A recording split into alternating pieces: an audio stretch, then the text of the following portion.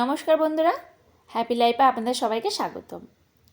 আপনাদের সকলকে সঙ্গে নিয়ে আমি আমার ব্লগটা শুরু করছি। অন্যান্য দিন ব্লগটা শুরু করি সাধারণত সকালের দিকে, আর আজকে ব্লগটা শুরু করছি নিশ্চয়ই দেখতেই পাচ্ছেন একদম সন্ধ্যার টাইমে। তো সন্ধ্যা বলতে একদম ভালো রকমভাবেই সন্ধ্যা হয়ে গেছে, এবারে সন্ধ্যে দিয়েও দেব। তো আমার গোপাল সোনাকে দেখুন, এখন যেহেতু একটু শীতটা কমে গেছে তাই আর কি ওকে আর সোয়েটার আরে পরাচ্ছি না, এমনি নর্মাল যে জামা আরে পরাই সেগুলোই পরিয়ে রেখেছি। আর এদিকে সন্ধ্যাটাও দিয়ে দেবো, সন্ধ্যা হয়ে গেছে।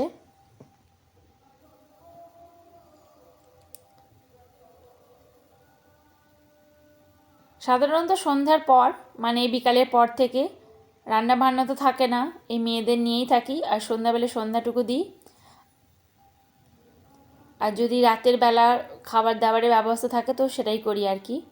আর তাছাড়া মেয়েদেরকে পড়ানো, টুকটাক বাড়ির যত সমস্ত কিছু কাজকর্ম এই সমস্ত কিছুই করি।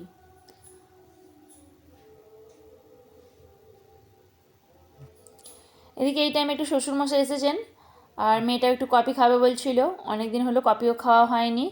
তো এই যে আজকে আবার তো একটু কফি বসালাম। সেই দুপুর থেকে আমাকে একভাবে বলে রেখেছে যে আজকে কফি খাবো, তো কফি বসাতেই হবে।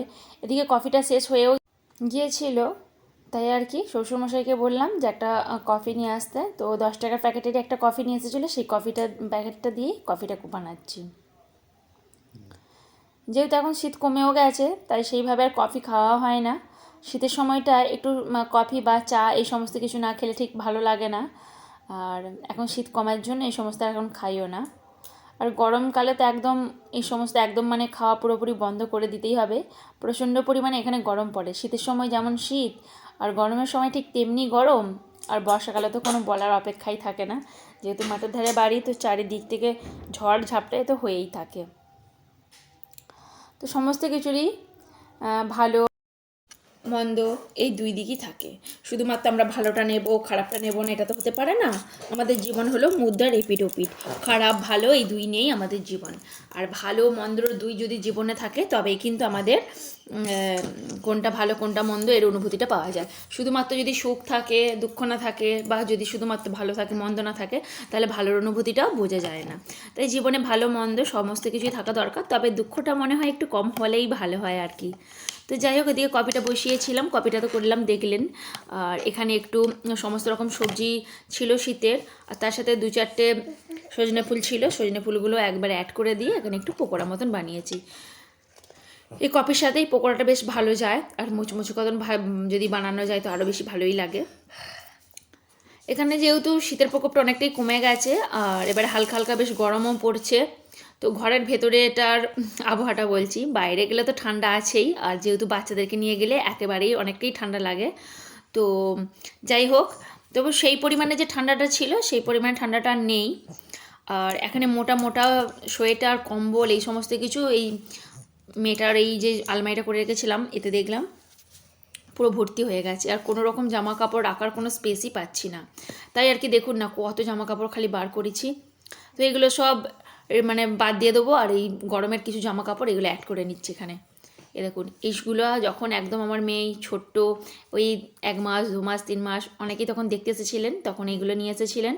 মানে এটা আমার বোন দিয়েছিল, ছোটো বোন। আর এই প্রথমে যেটা একটা সাদাটা দেখালাম ওটা আমার বন্ধুর একটা বন্ধু দিয়েছিল, মানে মেয়ের বন্ধু আর কি, এখন ওর মা আমার বেশি বন্ধু হয়ে গেছে। আর এই উপরের পিঙ্ক কালারটা আমার একটা বান্ধবী এসেছিলো ছোটোবেলার, সে তৈরি করে নিয়ে এসেছিলো। এটাও একটা আমার মেয়ের বান্ধবীর মা তিনি নিয়ে এসেছিলেন।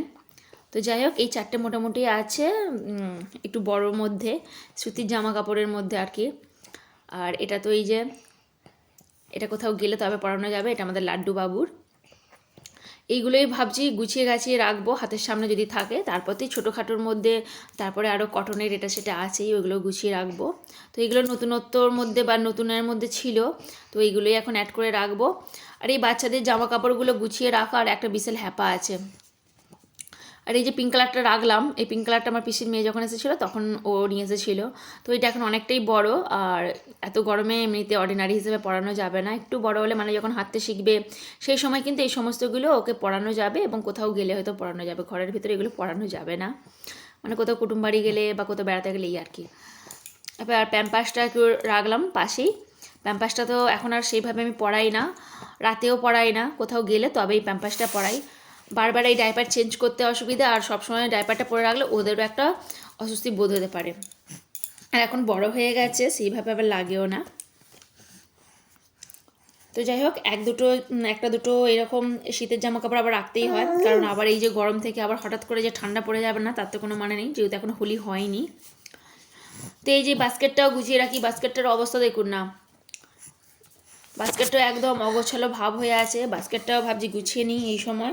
এখান থেকেও কিছু জিনিসপত্র চেঞ্জ করে নিচ্ছি আর কিছু জিনিস অ্যাড করে নিচ্ছি।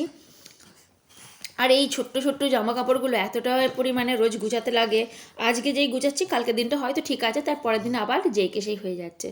আর এই যে মোজা কাপড়ের এই যে জুতোগুলো, মানে মোজার মতন জুতোগুলো, এইটা বেশ ভালোই কাজে দেয়, যেখানে যাই টুকুস করে পরিয়ে নিয়ে চলে যাওয়া যায়। আর এটার কাকা কিনে এনেছিল পুজোর সময়, কিন্তু এটা এখন হবে না। তো এটা এখন প্রায় 1.5 বছর তো লাগবেই হতে, মানে পরের বছর হয়তো হবে এটা।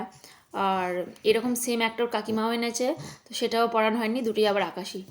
দুটো এনেছে, দুটোই আকাশি, তো যদি পরে আপনারা হয়তো ভাববেন যে দুটোই একই রকম পড়ছে। আবার এবারেও হয়েছে কি যে ও ভাতে একটা পেয়েছে, মানে অন্নপ্রাশনে একটা পেয়েছে জ্যাকেট, সেটাও যেমন সেম, আবার একটা রয়েও গেছে সেরকম একটা সেম। তো এই হয়েছে আর কি।